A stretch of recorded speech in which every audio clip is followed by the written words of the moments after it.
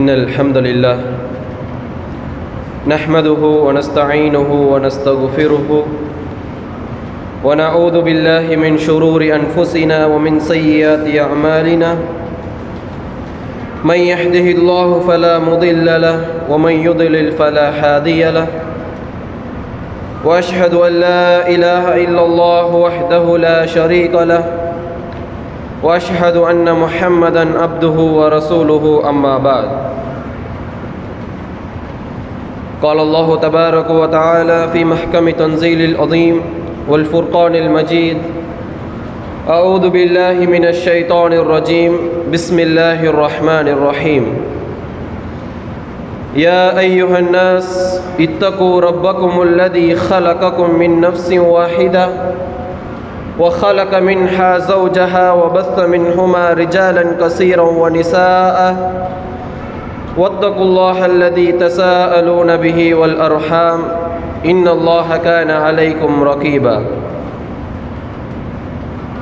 وقال نبينا صلى الله عليه وسلم إن أصدق الحديث كتاب الله وخير الهدي هدي محمد صلى الله عليه وسلم وشر الأمور محدثاتها وكل محدثة بدعة وكل بدعة دلالة وكل دلالة في النار وقال أيضا قل آمنت بالله ثم استقيم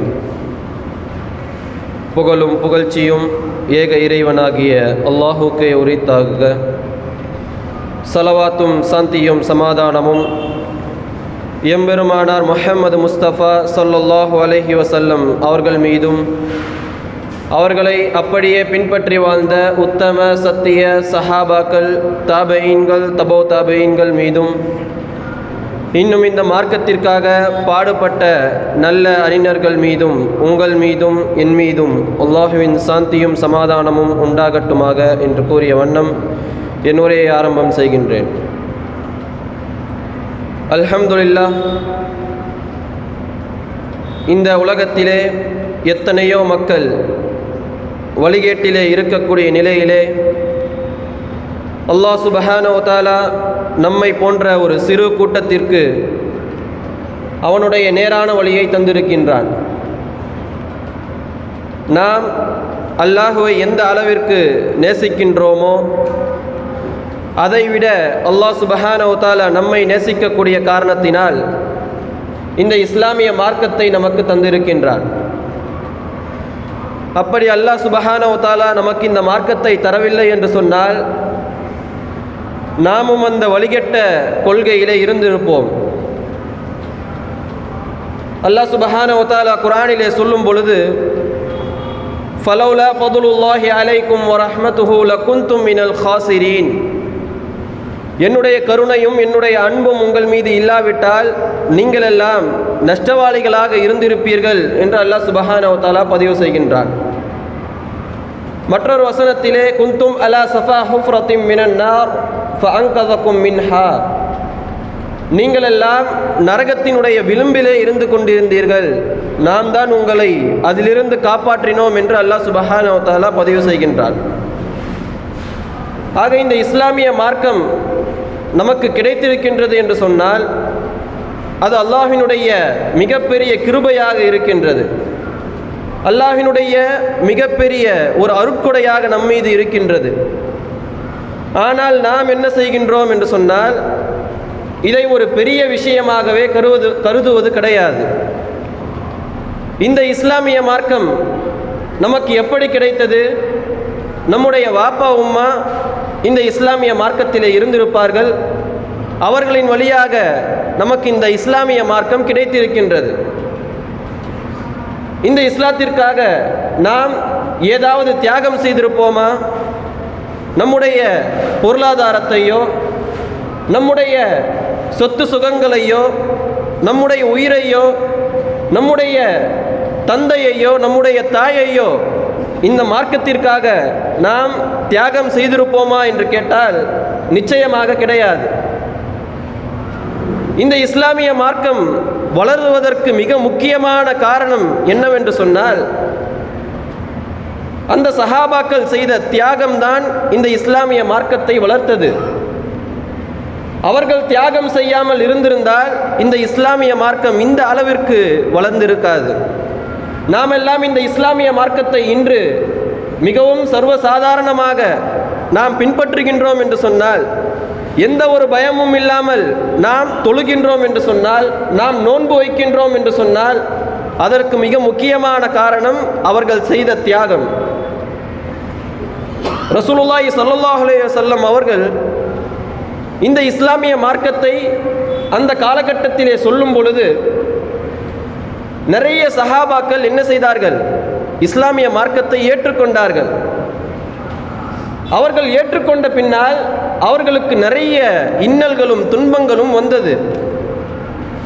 அவர்களுடைய பொருளாதாரத்தை, அவர்களுடைய உயிரை, அவர்களுடைய தந்தையை, தாயை தன் கண் முன்னால் என்ன செய்வார்கள்? அவர்கள் கொலை செய்வார்கள். அந்த அளவிற்கு அவர்களை கொடுமைப்படுத்துவார்கள். ஆனாலும் அவர்கள் என்ன செய்வார்கள்? இந்த இஸ்லாமிய மார்க்கத்திற்காக அது அனைத்தையும் அவர்கள் தியாகம் செய்த காரணத்தினால் இந்த இஸ்லாமிய மார்க்கம் வளர்ந்திருக்கின்றது. எந்த அளவிற்கு என்று சொன்னால், அஹ்ல யாசிர் என்று சொல்லக்கூடிய யாசிர் ரலியல்லாஹு அன்ஹு அவர்களுடைய குடும்பத்தினர்கள் மொத்தம் என்ன செய்தார்கள்? இந்த இஸ்லாமிய மார்க்கத்திற்காக தியாகம் செய்தார்கள். அபு சுஃபியான் அவன் என்ன செய்தான்? அவனுக்கு இந்த குடும்பத்தினர்கள் இஸ்லாமிய மார்க்கத்தை ஏற்றுக்கொண்டிருக்கின்றார்கள் என்ற செய்தி அவனுக்கு கிடைத்தவுடன் அவன் இவர்களை கொடுமைப்படுத்த ஆரம்பிக்கின்றான். இவர்களை வேதனை செய்ய அவன் ஆரம்பிக்கின்றான். அபு சுஃபியான் அவன் யாசிர் ரலியல்லாஹு அன்ஹு அவர்களை மிரட்டுகின்றான். அவர்களுடைய மனைவியான சுமையா ரலியல்லாஹு அன்ஹா அவர்களை மிரட்டுகின்றான். அவர்களுடைய பிள்ளையான அம்மார் ரலியல்லாஹு அன்ஹு அவர்களையும் மிரட்டுகின்றான். நீங்கள் எந்த ஒரு தவறும் செய்யவில்லை. நீங்கள் செய்த ஒரே ஒரு தவறு என்ன? இந்த இஸ்லாமிய மார்க்கத்தை ஏற்றுக்கொண்டது. நீங்கள் இஸ்லாமிய மார்க்கத்தை விட்டுவிட்டு அந்த லாத்தும் உஸ்ஸாவும் சிறந்த கடவுள்கள் என்று சொல்லிவிட்டீர்கள் என்று சொன்னால் உங்களை நான் என்ன செய்வேன்? விட்டு விடுவேன். உங்களுக்கு எந்த ஒரு தொந்தரவும் கிடையாது, நீங்கள் நிம்மதியாக வாழலாம் என்று அவன் சொன்னான். ஆனால் இவர்கள் என்ன செய்தார்கள்? அல்லாஹ்வின் மீது இருக்கக்கூடிய ஈமானின் காரணத்தினால், அல்லாஹ் அவர்களுக்கு ஈமானை தந்த காரணத்தினால் அவர்கள் சாகும் வரை என்ன செய்தார்கள்? இந்த இஸ்லாமிய மார்க்கத்தை விட்டு அவர்கள் வெளியேறவில்லை. சுமையா ரலியல்லாஹு அன்ஹா அவர்கள் என்ன செய்கின்றார்கள்? அவர்களிடத்திலே வந்து அபு சுஃபியான் சொல்லுகின்றான், நீ இந்த இஸ்லாமிய மார்க்கத்தை விட்டுவிடு, இஸ்லாமிய மார்க்கத்தை விட்டுவிடு, அந்த என்னுடைய கடவுள்களை நீ சிறந்ததாக பேசு, நான் உன்னை விட்டுவிடுகின்றேன் என்று சொல்லுகின்றான். அவர்களை என்ன செய்தாலும் அவர்களுடைய ஈமானின் காரணத்தினால் அவர்கள் என்ன செய்ய மாட்டுகின்றார்கள்? அந்த இஸ்லாத்தை அவர்கள் விட மாட்டுகின்றார்கள். அந்த இஸ்லாத்தை மிகவும் கடினமாக அவர்கள் பின்பற்றி கொண்டிருக்கின்றார்கள். இந்த விஷயம் அவனுக்கு கோபத்தை ஏற்படுத்துகின்றது. அபு சுஃபியான் என்ன செய்கின்றான்? அவர்களை அடிக்கின்றான். அவர்களை என்ன செய்கின்றான்? துன்புறுத்துகின்றான். எந்த அளவிற்கு என்று சொன்னால் ஹதீஸிலே வருகின்றது, அபு சுஃபியான் என்ன செய்தான்? அந்த சுமையா ரலியல்லாஹு அன்ஹா அவர்களை அவர்களுடைய தந்தையின் கண் முன்னால் அவர்களுடைய கணவனின் கண் முன்னால், அவர்களுடைய பிள்ளையின் கண் முன்னால், அவர்களுடைய மர்மஸ்தானத்திலே அவன் ஈட்டியை வைத்து குத்தி அவர்களை கொன்றான். இந்த அளவிற்கு அவர்கள் தியாகம் செய்தார்கள். அம்மார் ரலியல்லாஹு அன்ஹா அவர்களுடைய தந்தை என்ன செய்தான்? யாசிர் ரலியல்லாஹு அன்ஹு அவர்கள் என்ன செய்தான்? அபு சுஃபியான் வந்து சொன்னான் அவர்களிடத்திலே, நீ இந்த இஸ்லாமிய மார்க்கத்தை விட்டுவிடு, இஸ்லாமிய மார்க்கத்தை விட்டுவிட்டாய் என்று சொன்னால் நான் என்ன செய்கின்றேன்? உன்னை விட்டு விடுகின்றேன், உனக்கு எந்த ஒரு தொந்தரவையும் கொடுக்க மாட்டேன், உனக்கு எந்த ஒரு துன்பமும் கிடையாது என்று சொல்லுகின்றான். அவர்கள் மிகவும் உறுதியாக இருக்கின்றார்கள். அல்லாஹ் தான் ஒருவன் என்ற அந்த கலிமாவை நான் மொழிந்து விட்டேன், அந்த கலிமாவுக்கு ஏற்றவாறு தான் நான் என்னுடைய வாழ்க்கையிலே வாழுவேன், அல்லாஹ் தான் மிகப்பெரிய கடவுள், அவன்தான் மிகவும் உண்மையான கடவுள் என்று சொல்லுகின்றார்கள். அவன் என்ன செய்கின்றான்? அபு சுஃபியான் யாசிர் ரலியல்லாஹு அன்ஹு அவர்களுடைய மகனின் கண் முன்னால் என்ன செய்கின்றான்? 2 கைகளையும் 2 கால்களையும் வெவ்வேறு திசையிலே அவன் ஒவ்வொரு ஒட்டகத்திலே கட்டி, ஒவ்வொரு குதிரையிலே அவன் கட்டி அந்த குதிரையை அவன் ஓடவிட செய்கின்றான். அவர்களுடைய மகனின் கண் முன்னால் அவர்கள் 2 துண்டாக போய் அவர்கள் அங்கேயே மரணிக்கின்றார்கள். யாசிர் ரலியல்லாஹு அன்ஹு கண்ணியத்திற்குரிய அல்லாஹ்வின் நல்லடியார்களே, அம்மார் ரலியல்லாஹு அன்ஹு அவர்களையும் கொடுமைப்படுத்துகின்றான். இரவும் பகலுமாக அவர்களை கொடுமைப்படுத்துகின்றான். ஒரே ஒரு காரணம் என்ன? நீ இஸ்லாத்தை விட்டுவிட வேண்டும். இஸ்லாத்தை விட்டுவிட்டு என்னுடைய கடவுள்கள் சிறந்த கடவுள் என்று நீ சொல்லிவிட்டாய் என்று சொன்னால் நான் என்ன செய்கின்றேன்? உன்னை விட்டுவிடுகின்றேன். உன்னை எந்த ஒரு துன்புறுத்தலும் நான் செய்ய மாட்டேன் என்று சொல்லுகின்றான். அம்மார் ரலியல்லாஹு அன்ஹு அவர்களை அடிக்கின்றான், துன்புறுத்துகின்றான். எந்த அளவிற்கு என்று சொன்னால் அவர்கள் தன்னுடைய உயிரின் பயத்தின் காரணத்தினால் அவர்கள் உயிர் போகக்கூடிய அந்த நிலையிலே அவர்கள் என்ன செய்து விடுகின்றார்கள்? லாத்தும் உஸ்ஸாவும் சிறந்த கடவுள் என்று சொல்லிவிடுகின்றார்கள். அந்த அளவிற்கு அவன் வேதனை செய்கின்றான். உடனே ரசூலுல்லாஹி ஸல்லல்லாஹு அலைஹி வஸல்லம் அவர்களிடத்திலே ஓடி வருகின்றார்கள். வந்து சொல்லுகின்றார்கள், யா ரசூலுல்லாஹ், நான் என்ன செய்து விட்டேன்? லாத்தையும் உஸ்ஸாவையும் சிறந்த கடவுள் என்று சொல்லிவிட்டேன். ஆனால் என்னுடைய மனதிலே அது தோன்றவில்லை யா ரசூலுல்லாஹ். நான் என்னுடைய வாயினால் என்ன செய்து விட்டேன்? லாத்தையும் உஸ்ஸாவையும் சிறந்த கடவுள் என்று சொல்லிவிட்டேன் என்று சொல்லுகின்றார்கள். யாஸ் அம்மார் ரலியல்லாஹு அன்ஹு அவர்கள் ரசூலுல்லாஹி ஸல்லல்லாஹு அலைஹி வஸல்லம் அவர்கள் இதை கேட்டு அவர்களுக்கு சொன்னார்கள், அல்லாஹ் சுப்ஹானஹு வ தஆலா குர்ஆனிலே பதிவு செய்கின்றான், மன் கஃபர பில்லாஹி மின் பாதி ஈமானிஹி இல்லா மன் அக்ரஹ வ கல்புஹு முத்மஇன்னும் பில் ஈமான். யார் மீது தவறு கிடையாது, யார் மீது குஃப்ரியாவினுடைய கலிமாவை சொல்லுவது, ஒருவன் அடிக்கின்றான் என்று சொன்னால் அவனுக்கு பயந்து தன்னுடைய நாவினால் நாவளவில் அவன் குஃப்ரை சொல்லிவிட்டான் என்று சொன்னால் அவனுடைய உள்ளத்திலே அந்த குஃப்ரினுடைய அந்த நிலை இல்லை என்று சொன்னால் என்ன? அவனுக்கு எந்த ஒரு விஷயமும் கிடையாது, எந்த ஒரு தண்டனையும் கிடையாது. அவன் அல்லாஹ்வை மறுக்கவில்லை. அவனுடைய ஈமான், அவனுடைய கல்விலே இருக்கின்றது, ஈமான் இருக்கின்றது என்ற அந்த வசனத்தை அல்லாஹ் சுப்ஹானஹு வ தஆலா ரசூலுல்லாஹி ஸல்லல்லாஹு அலைஹி வஸல்லம் அவர்களுக்கு இறக்குகின்றான். இவ்வளவு கஷ்டம், இவ்வளவு கஷ்டப்படுகின்றார்கள் அந்த குடும்பத்தினர்கள் மொத்த பேரும். வந்து யாசிர் ரலியல்லாஹு அன்ஹு அவர்கள் வந்து ரசூலுல்லாஹி ஸல்லல்லாஹு அலைஹி வஸல்லம் அவர்களிடத்திலே கேட்கின்றார்கள், யா ரசூலுல்லாஹ், எங்களை கொடுமைப்படுத்துகின்றார்கள், எங்களை வேதனை செய்கின்றார்கள், யா ரசூலுல்லாஹ், நீங்கள் என்ன செய்யுங்கள்? எங்களுக்காக துஆ செய்யுங்கள் என்று சொல்லுகின்றார்கள். ரசூலுல்லாஹி ஸல்லல்லாஹு அலைஹி வஸல்லம் அவர்கள் சொல்லுகின்றார்கள், சப்ரன் யா அஹ்ல யாசிர், நீங்கள் என்ன செய்யுங்கள்? பொறுமையாக இருங்கள். இன்னமோ இதுகுமுல் ஜன்னா, உங்களுக்கு என்ன இருக்கின்றது? அந்த சொர்க்கம் இருக்கின்றது என்ற அந்த நற்செய்தியை யாசிர் ரலியல்லாஹு அன்ஹு அவர்களுக்கு சொல்லுகின்றார்கள். கண்ணியத்திற்குரிய அல்லாஹ்வின் நல்லடியார்களே, ஹப்பாப் இப்னு அர்த் ரலியல்லாஹு அன்ஹு அவர்கள் ஹப்பாப் இப்னு அர்த் ரலியல்லாஹு அன்ஹு அவர்கள் இவர்கள் சிறு வயதிலிருந்தே உம்மே அம்மார் என்று சொல்லக்கூடிய ஒருவருடைய அடிமையாக அவர்கள் வளர்கின்றார்கள். இவர்கள் என்ன செய்கின்றார்கள்? இஸ்லாமிய மார்க்கத்தை ஏற்றுக்கொள்ளுகின்றார்கள். இந்த இஸ்லாமிய மார்க்கம் ஏற்றுக்கொண்ட இந்த செய்தி அவர்களுடைய எஜமானாகிய அம்மாருக்கு தெரிய வருகின்றது. அவர்கள் உடனே என்ன செய்கின்றார்கள்? அவர்களை கொடுமைப்படுத்த ஆரம்பிக்கின்றார்கள். எந்த அளவிற்கு அவர்கள் கொடுமைப்படுத்தினார்கள் என்று சொன்னால், ரசூலுல்லாஹி ஸல்லல்லாஹு அலைஹி வஸல்லம் அவர்கள் எல்லாம் ஹிஜ்ரத் செய்து முடித்துவிட்டு ரசூலுல்லாஹி ஸல்லல்லாஹு அலைஹி வஸல்லம் அவர்கள் மரணித்த பின்பாக உமர் இப்னு கத்தாப் ரலியல்லாஹு அன்ஹு அவர்களுடைய ஆட்சி காலத்திலே ஹப்பாப் இப்னு அர்த் ரலியல்லாஹு அன்ஹு அவர்களே அந்த செய்தியை ஹதீஸிலே சொல்லுகின்றார்கள். எந்த அளவிற்கு அவர்களை கொடுமைப்படுத்தினார்கள் என்று சொன்னால், ஒரு முறை உமர் இப்னு கத்தாப் ரலியல்லாஹு அன்ஹு அவர்களுடைய அவையிலே இந்த ஹப்பாப் இப்னு அர்த் ரலியல்லாஹு அன்ஹு அவர்கள் வருகின்றார்கள். வந்தவுடன் உமர் இப்னு கத்தாப் ரலியல்லாஹு அன்ஹு அவர்கள் அந்த ஹப்பாப் இப்னு அர்த் ரலியல்லாஹு அன்ஹு அவர்களை அழைத்து அவர்களுடைய பக்கத்திலே அமர வைக்கின்றார்கள். அமர வைத்து கேட்கின்றார்கள், ஹப்பாபே, நீங்கள் எப்படிப்பட்ட கொடுமையை எல்லாம் சந்தித்தீர்கள்? நாங்கள் எல்லாம் இஸ்லாம் ஓரளவுக்கு வளர்ந்த பிறகு நாங்கள் இஸ்லாமிய மார்க்கத்தை ஏற்றுக்கொண்டோம். ஆனால் உங்களை போன்ற சில சஹாபாக்கள் என்ன செய்தீர்கள்? ஆரம்ப காலகட்டத்திலே நீங்கள் என்ன செய்தீர்கள்? இந்த இஸ்லாமிய மார்க்கத்தை ஏற்றுக்கொண்டீர்கள். நீங்கள் ஏற்றுக்கொண்ட காரணத்தினால் உங்களுக்கு எந்தெந்த தொந்தரவு எல்லாம் வந்தது? எப்படியெல்லாம் அவர்கள் உங்களை கஷ்டப்படுத்தினார்கள் என்று கேட்கின்றார்கள். ஹப்பாப் இப்னு அர்த் ரலியல்லாஹு அன்ஹு அவர்கள் சொல்லுகின்றார்கள், நான் அதை சொல்ல மாட்டேன், நான் அந்த விஷயத்தை சொல்ல மாட்டேன் என்று சொல்லுகின்றார்கள். மறுபடியும் உமர் இப்னு கத்தாப் ரலியல்லாஹு அன்ஹு அவர்கள் கேட்கின்றார்கள், நீங்கள் சொல்லுங்கள் எங்களுக்காக என்று கேட்டவுடன் ஹப்பாப் இப்னு அர்த் ரலியல்லாஹு அன்ஹு அவர்கள் எதுவும் செய்யவில்லை. அவர்களுடைய சட்டையை என்ன செய்கின்றார்கள்? கழித்து விட்டு அவர்கள் திரும்பி உட்காருகின்றார்கள். திரும்பி உட்கார்ந்து பார்த்தால் அவர்களுடைய முதுவிலே முழுவதுமாக காயத்தினுடைய வடுவுகள் இருக்கின்றது. முழுவதுமாக அவர்களுடைய முதுவு இல்லாததை போன்று இருக்கின்றது. இதை பார்த்து உமர் இப்னு கத்தாப் ரலியல்லாஹு அன்ஹு அவர்கள் கேட்கின்றார்கள், என்னது இது?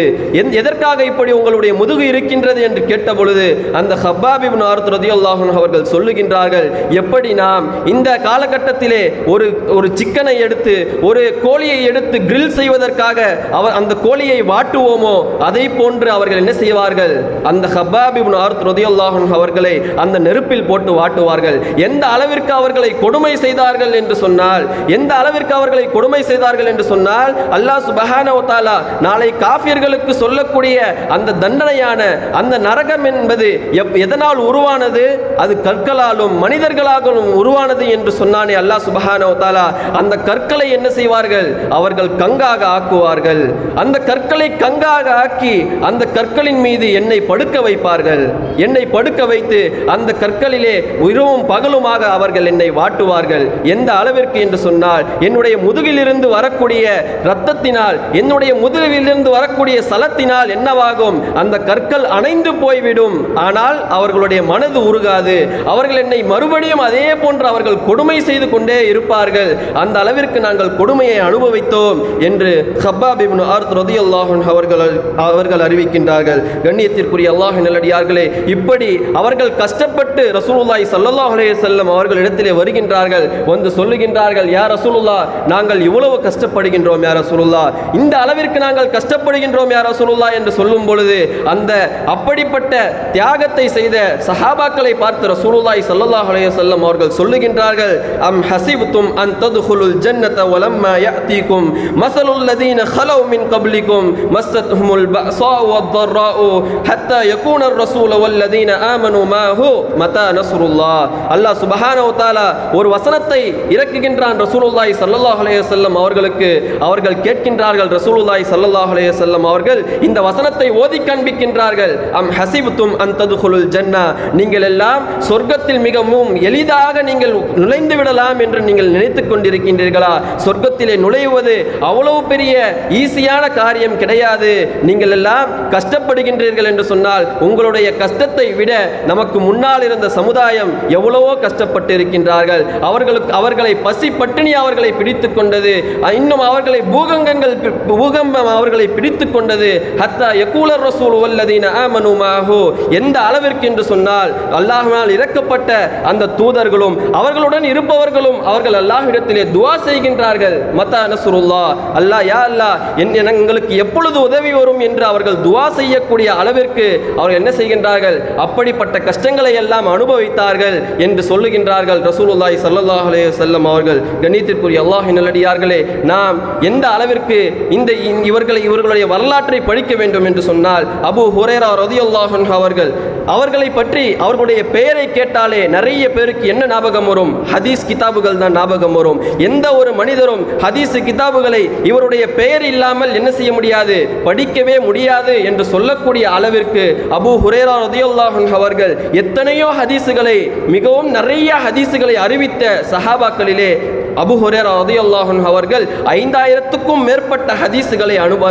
அறிவித்திருக்கின்றார்கள். அப்படிப்பட்ட ஒரு அபூ ஹுரைரா ரலியல்லாஹு அன்ஹு அவர்களுடைய வாழ்க்கையில எந்த அளவிற்கு அவர்கள் தியாகம் செய்திருக்கின்றார்கள் என்று சொன்னால், அஸ்ஹாபு சுஃபா என்று சொல்லுவார்கள். அதனுடைய ஒரு சஹாபியாக அபூ ஹுரைரா ரலியல்லாஹு அன்ஹு அவர்கள் இருக்கின்றார்கள். அந்த அஸ்ஹாபு சுஃபா என்று சொல்லக்கூடிய அவர்கள் என்ன செய்வார்கள், அவர்கள் எப்பொழுதும் அவர்கள் ரசூலுல்லாஹி ஸல்லல்லாஹு அலைஹி வஸல்லம் அவர்களிடத்திலே ஏதாவது ஒன்றை கற்றுக்கொள்ளலாமா, இந்த இஸ்லாமிய மார்க்கத்தை பற்றி ஏதாவது ஒரு விஷயத்தை கற்றுக்கொள்ளலாமா என்று அவர்கள் எப்பொழுதும் காத்து கொண்டே இருப்பார்கள். அந்த 70 சஹாபாக்களிலே ஒருவர் தான் அபூ ஹுரைரா ரலியல்லாஹு அன்ஹு அவர்கள். இவர்களுக்கு எந்த அளவிற்கு அல்லாஹ் சுப்ஹானஹு வ தஆலா அவர்களை சோதித்தான் என்று சொன்னால், எந்த அளவிற்கு அவர்கள் இந்த இஸ்லாமிய மார்க்கத்திற்காக தியாகம் செய்தார்கள் என்று சொன்னால், அவர்கள் பசி பட்டினியால் அவர்கள் மயங்கி விழுந்து விடுவார்கள். மக்கள் எல்லாம் என்ன சொல்லுவார்கள், அபூ ஹுரைராவுக்கு பைத்தியம் பிடித்து விட்டது, அபூ ஹுரைராவுக்கு பைத்தியம் பிடித்து விட்டது என்று சொல்லக்கூடிய அளவிற்கு அவர்கள் பசி மயக்கத்தினால் இருப்பார்கள்.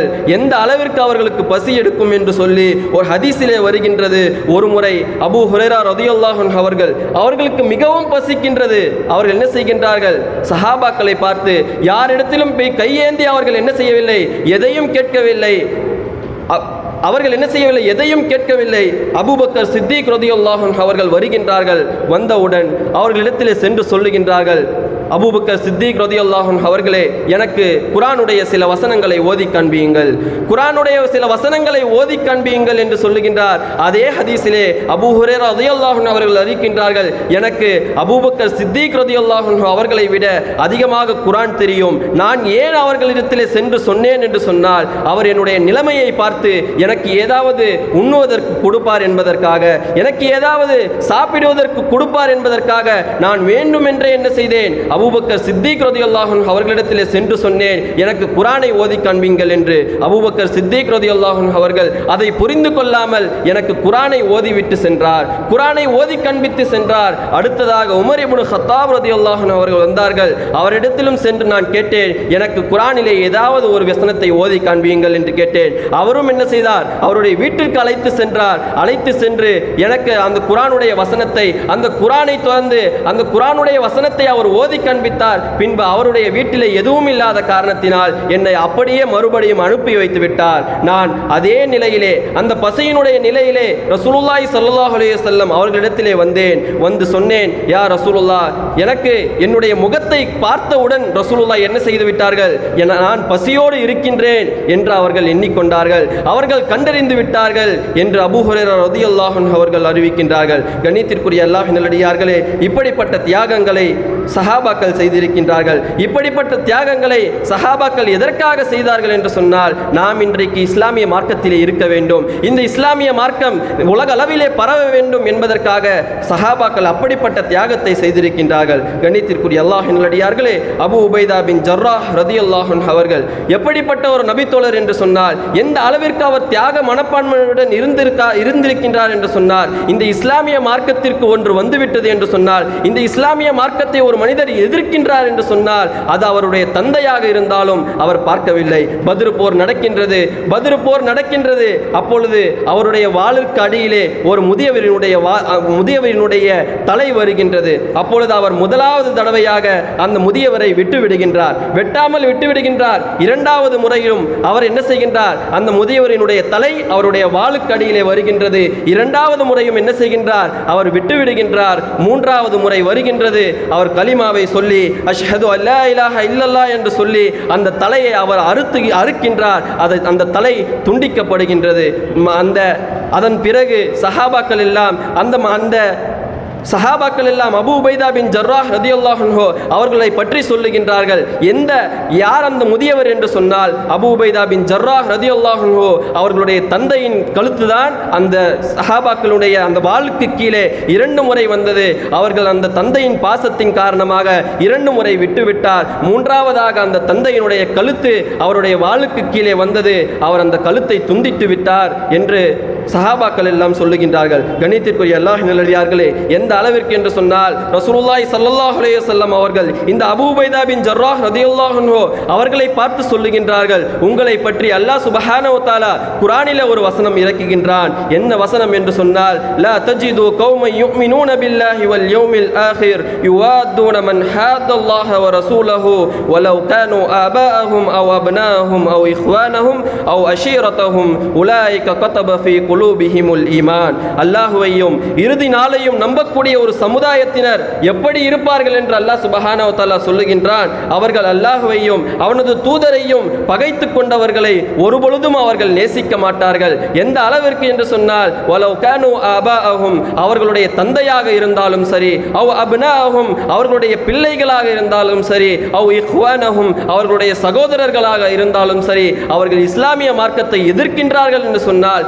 இஸ்லாமிய மார்க்கத்திற்கு எதிரியாக இருக்கின்றார்கள் என்று சொன்னால், அவர்கள் என்ன செய்ய மாட்டார்கள், அவர்கள் இஸ்லாமா அல்லது அவர்கள் என்ன செய்வார்கள், அந்த இஸ்லாமிய மார்க்கத்திற்காக அவர்களை எதிர்ப்பார்களே தவிர, அவர்களை வெறுப்பார்களே தவிர அவர்களுடன் அவர்கள் செல்ல மாட்டார்கள். உலாயிக கதப ஃபீ குலூபிஹிமுல் ஈமான். அல்லாஹ் சுப்ஹானஹு வ தஆலா இது போன்ற உள்ளங்களிலே அவனுடைய ஈமானை இறக்குகின்றான், ஈமானை எழுதிவிட்டான் என்று அல்லாஹ் சுப்ஹானஹு வ தஆலா குர்ஆனிலே சொல்லுகின்றான். கண்ணியத்திற்குரிய அல்லாஹ்வின் நல்லடியார்களே, இந்த இஸ்லாமிய மார்க்கத்திற்கு வந்துவிட்ட காரணத்தினால் எத்தனையோ சஹாபாக்கள் தங்களுடைய பொருளாதாரத்தை, தன்னுடைய வீட்டை, தன்னுடைய தந்தையை, தன்னுடைய தாயை அவர்கள் என்ன செய்திருக்கின்றார்கள்? அவர்கள் தியாகம் செய்திருக்கின்றார்கள். சஹாபாக்கள் என்று சொன்னால் அப்படிப்பட்ட ஒரு கண்ணியம் நம்முடைய இஸ்லாமிய மார்க்கத்திலே இருக்கின்றது. எந்த அளவிற்கு என்று சொன்னால், முஸாப் இப்னு உமைர் ரலியல்லாஹு அன்ஹு அவர்கள் மக்காவிலே மிகப்பெரிய ஒரு செல்வந்தர். எந்த அளவிற்கு என்று சொன்னால், காலையிலே ஒரு துணியை அணிவித்தார் என்று சொன்னால், காலையிலே ஒரு துணியை போட்டார் என்று சொன்னால், அந்த துணியை மறுபடியும் சாயந்தரம் போட மாட்டார். அவர் போடுகின்ற எல்லா துணிகளும் என்ன?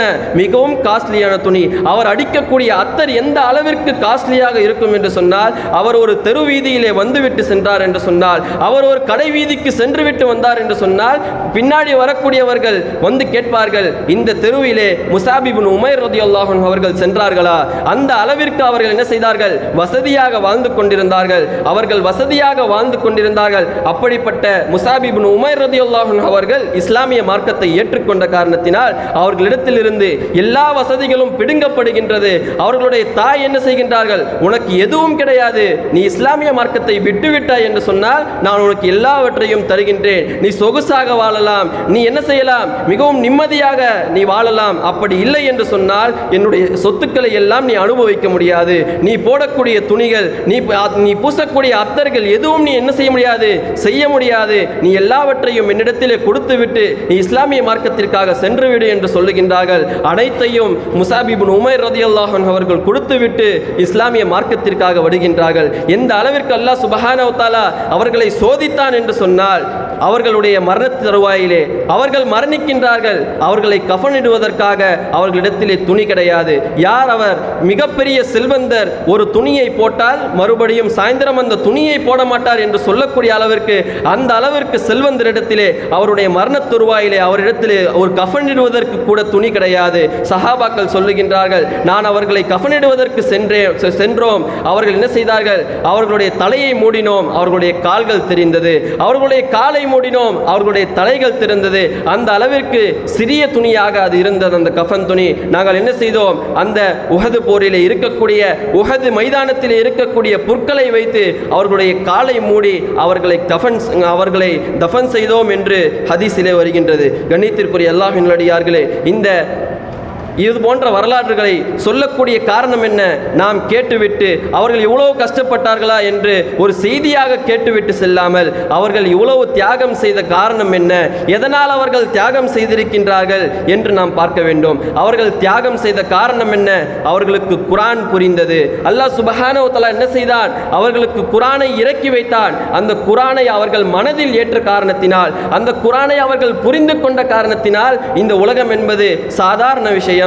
இந்த உலகத்திலே நாம் எவ்வளவுதான் மிகவும் பெரியதாக வாழ்ந்தாலும் நாம் ஒரு நாள் மரணித்தே ஆக வேண்டும் என்ற அந்த அறிவை அல்லாஹ் சுப்ஹானஹு வ தஆலா அவர்களுக்கு கொடுத்திருந்தான். அந்த அறிவு அவர்களுக்கு எப்படி வந்தது என்று சொன்னால், நேரடியாக அவர்கள் ரசூலுல்லாஹி ஸல்லல்லாஹு அலைஹி வஸல்லம் அவர்களிடத்திலிருந்து அவர்கள் பாடத்தை கற்றுக்கொண்டார்கள். நேரடியாக அவர்கள் குர்ஆனை படித்தார்கள். குர்ஆனை படிக்க படிக்க அவர்களுடைய உள்ளங்கள் மாறின.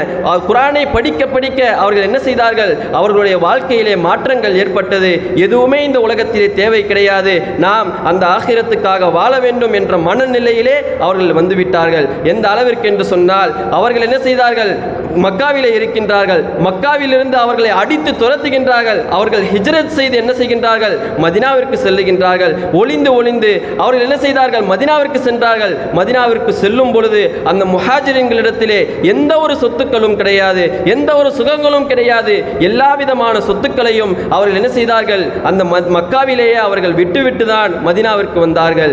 அப்படிப்பட்ட தியாகங்களை எல்லாம் சஹாபாக்கள் செய்திருக்கின்றார்கள். கண்ணியத்திற்குரிய அல்லாஹ்வின் நல்லடியார்களே, இது போன்ற நாமும் நம்முடைய வாழ்க்கையிலும் நாம் இந்த இஸ்லாமிய மார்க்கத்திற்காக ஏதாவது ஒரு விஷயத்தை நாம் செய்துவிட்டு செல்ல வேண்டும். அப்படிப்பட்ட பாக்கியத்தை வல்ல ரஹ்மான் உங்களுக்கும் எனக்கும் தந்தருள்வானாக.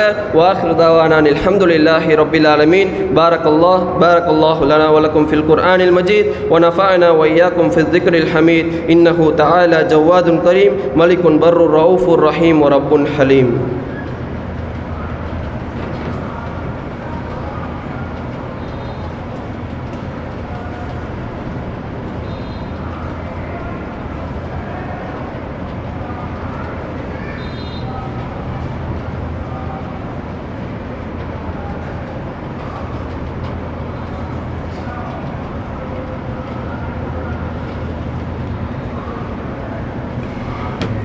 إن الحمد لله نحمده ونستعينه ونستغفره ونعوذ بالله من شرور أنفسنا ومن سيئات أعمالنا من يهده الله فلا مضل له ومن يضلل فلا هادي له وأشهد أن لا إله إلا الله وحده لا شريك له وأشهد أن محمدا عبده ورسوله أما بعد قال الله تبارك وتعالى في محكم تنزيل العظيم والفرقان المجيد أعوذ بالله من الشيطان الرجيم يا أيها الذين آمنوا إذا نودي للصلاة من يوم الجمعة فاسعوا إلى ذكر الله وذروا البيع ذلكم خير لكم إن كنتم تعلمون.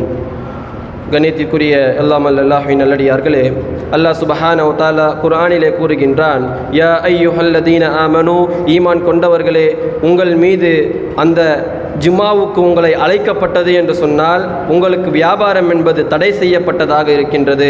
நீங்கள் பள்ளிவாசல்களை தேடி நீங்கள் விரைந்து வர வேண்டும் என்ற சட்டத்தை அல்லாஹ் சுப்ஹானஹு வ தஆலா சொல்லுகின்றான். நமக்கு முன்னால் இருந்த சமுதாயத்தினருக்கு எப்படி அல்லாஹ் சுப்ஹானஹு வ தஆலா சனிக்கிழமை மீன் பிடிப்பதை ஹராமாக்கி வைத்தானோ அதே போன்று நம்முடைய சமுதாயத்திற்கு உம்மத்தே முஹம்மதியாவுக்கு அல்லாஹ் சுப்ஹானஹு வ தஆலா ஏற்கக்கூடிய சட்டம் என்ன?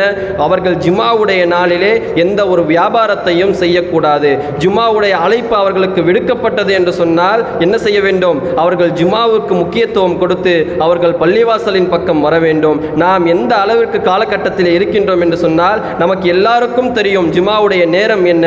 ஜும்மாவுடைய நேரம் 12:30 என்று நமக்கு எல்லாருக்கும் தெரியும். ஆனால் நாம் அந்த 12:30 தான் என்ன செய்வோம்? வீட்டிலிருந்தே கிளம்பி வருகின்றோம். அந்த அளவிற்கு தான் நாம் இருந்து கொண்டிருக்கின்றோம். கண்ணியத்திற்குரிய அல்லாஹ்வின் நல்லடியார்களே, ரசூலுல்லாஹி ஸல்லல்லாஹு அலைஹி வஸல்லம் அவர்கள் இந்த ஜும்மாவுடைய நன்மையை எந்த அளவிற்கு சொன்னார்கள் என்று சொன்னால், யார் ஒரு மனிதர் முதலாவதாக பள்ளிவாசலுக்கு வருகின்றாரோ அந்த ஜும்மாவுடைய நாளிலே அவருக்கு ஒரு ஒட்டகத்தை குர்பானி கொடுத்த நன்மை அவருக்கு கிடைக்கின்றது. யார் ஒருவர் இரண்டாவதாக பள்ளிவாசலுக்கு வருகின்றாரோ அவருக்கு ஒரு மாடு குர்பானி கொடுத்த நன்மை கிடைக்கின்றது. மூன்றாவதாக யார் வருகின்றாரோ அவருக்கு ஒரு ஆடு குர்பானி கொடுத்த நன்மை கிடைக்கின்றது. நான்காவதாக யார் வருகின்றாரோ அவருக்கு ஒரு கோழியை குர்பானி கொடுத்த நன்மை கிடைக்கின்றது. ஐந்தாவதாக யார் வருகின்றாரோ அவருக்கு கோழியினுடைய முட்டையை குர்பானி கொடுத்த நன்மை அவருக்கு கிடைக்கின்றது என்று ரசூலுல்லாஹி ஸல்லல்லாஹு அலைஹி வஸல்லம் அவர்கள் சொல்லுகின்றார்கள். கண்ணியத்திற்குரியவர்களே, ரசூலுல்லாஹி ஸல்லல்லாஹு அலைஹி வஸல்லம் அவர்கள் சொல்லுகின்றார்கள், இந்த ஜும்மாவுடைய நாளிலே மலக்குமார்கள் என்ன செய்வார்கள்? அவர்களுடைய ஏட்டை விரித்து வைத்துக் கொண்டு அவர்கள் காத்து கொண்டிருப்பார்கள். யாரெல்லாம் பள்ளிவாசலின் பக்கம் முதலிலே வருகின்றார்களோ, இமாம் மிம்பரின் மீது ஏறுவதற்கு முன்பாக யாரெல்லாம் பள்ளிவாசலுக்கு வருகின்றார்களோ அவர்களுடைய பெயர்களை எல்லாம் அந்த ஏட்டிலே எழுதி வைத்துக் கொள்ளுவார்கள். அப்படி இமாம் மிம்பரின் மீது ஏறிவிட்டார் என்று சொன்னால் அவர்கள் தங்களுடைய ஏடுகளை மூடி வைத்துவிட்டு அவர்களும் இந்த உரையை கேட்பதற்காக, பயானை கேட்பதற்காக நம்மோடு அவர்கள் அமர்ந்து விடுவார்கள். அந்த ஜும்மாவுடைய கூலி நமக்கு முழுமையாக கிடைக்க வேண்டும் என்று சொன்னால் நாம் என்ன செய்ய வேண்டும்? இமாம் மிம்பரின் மீது ஏறுவதற்கு முன்பாக, இமாம் குத்பாவிற்கு ஏறுவதற்கு முன்பாக நாம் பள்ளிவாசலின் பக்கம் விரைந்து வந்துவிட வேண்டும். அதை தான் அல்லாஹ் சுப்ஹானஹு வ தஆலா நமக்கு கட்டளை இடுகின்றான். அல்லாஹ் சுப்ஹானஹு வ தஆலா அப்படிப்பட்ட பாக்கியத்தை உங்களுக்கும் எனக்கும் தந்தருள்வானாக. வாஹிரு தவானா அல்ஹம்துலில்லாஹி ரப்பில் ஆலமீன். ரப்பனா ஆத்தினா ஃபித் துன்யா ஹஸனா வ ஃபில் ஆখিরাতি ஹஸனத்தன் வ கினா அஸாபன் நார். ரப்பனா இன்னனா ஃபக்ஃபிர் லனா துனூபனா வ கஃபிர் அன்னா ஸய்யிஆத்தினா வ தவஃபனா மஅல் அப்ரார். யா முகல்லிபல் குலூப் சப்பித் குலூபினா அலா தீனிக். யா முகல்லிபல் குலூப் சப்பித் குலூபினா அலா தீனிக். யா முகல்லிபல் குலூப் சப்பித் குலூபினா அலா தீனிக். இன்னல்லாஹ யஅமுரு பில் அத்லி வல் இஹ்சான் வ ஈதாஇ தில் குர்பா வ யன்ஹா அனில் ஃபஹ்ஷாஇ வல் முன்கரி வல் பகி يعظكم لعلكم تذكرون ولذكر الله أكبر والله يعلم ما تصنعون.